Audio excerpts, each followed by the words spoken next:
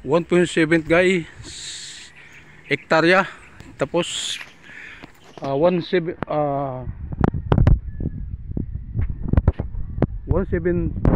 per hectare. Yan. Ito guys, ang gilid niya. Sa baba meron pong taniman. Yan po guys.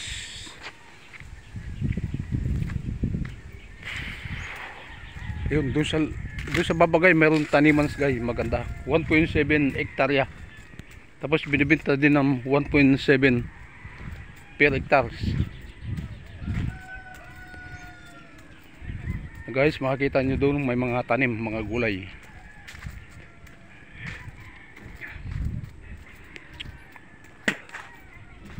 Yan, meron pong kalsada papasok dito. Meron siyang nasa gilid lang po ng kalsada guys.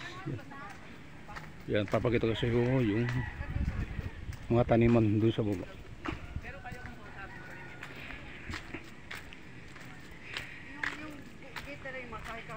Ayun, may gate na yung mangga na yun. Pakit pa doon.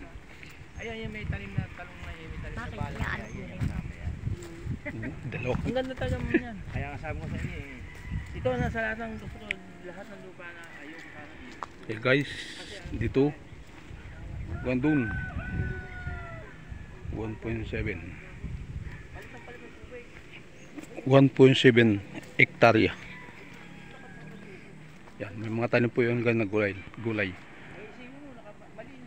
Yan. Guys, hanggang dito na lang.